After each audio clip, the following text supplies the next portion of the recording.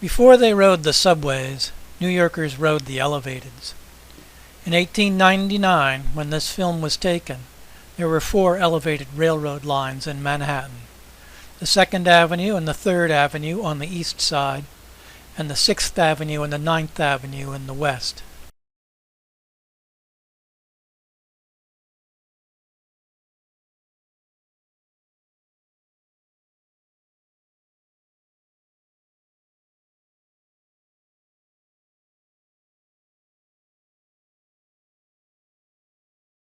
Originally, the 9th Avenue line ended at 155th Street and 8th Avenue. But in 1918, the line was extended into the Bronx in order to connect with the new Jerome Avenue line to Woodlawn. This is the 155th Street station. That's part of the Maycomb's Dam Bridge in the distance. As the train turns towards the Bronx, we get a glimpse of the Polo grounds, home of the New York Giants baseball team.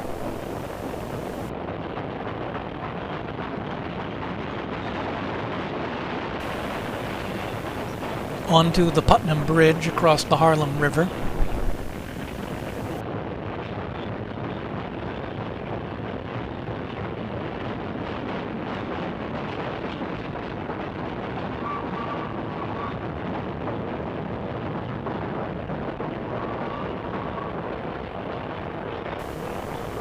The Sedgwick Avenue station in the Bronx.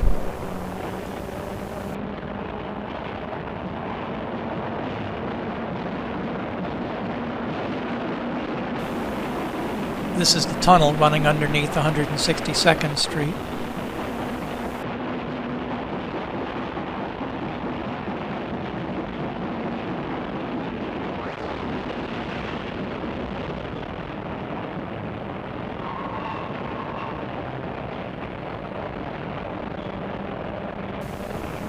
The Anderson-Jerome Avenue station.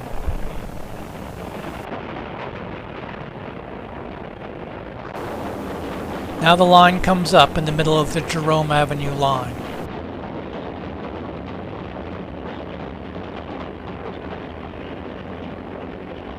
We get a glimpse of the original Yankee Stadium in the distance.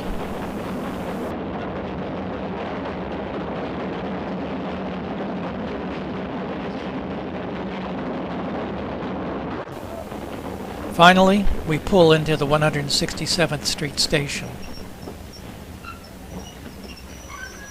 While the rest of the 9th Avenue L was demolished in 1940, this short stretch between 155th and 167th continued to operate as a shuttle until 1958.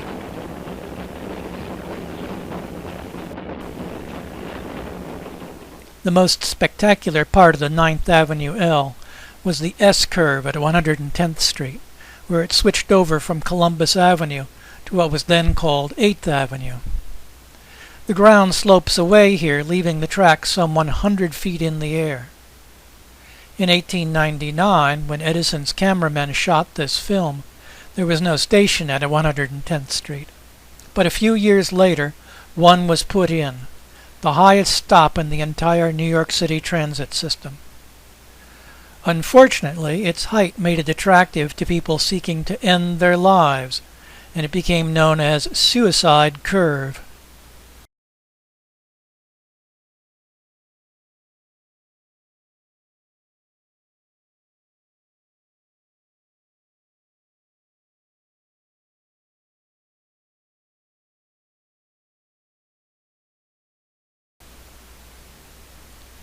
One day in January 1929, a Fox Movietone newsreel cameraman spent a morning filming the trains and the traffic at Suicide Curve. He didn't catch anybody in the act of jumping, but he did leave us this record of the 9th Avenue L and the streets beneath it. This is the view looking northeast over the curve. This is looking up at the station from street level.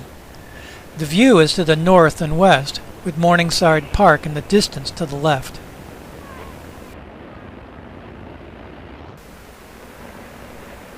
The angled apartment buildings in the foreground, set back to accommodate the elevated, were still standing almost 90 years later.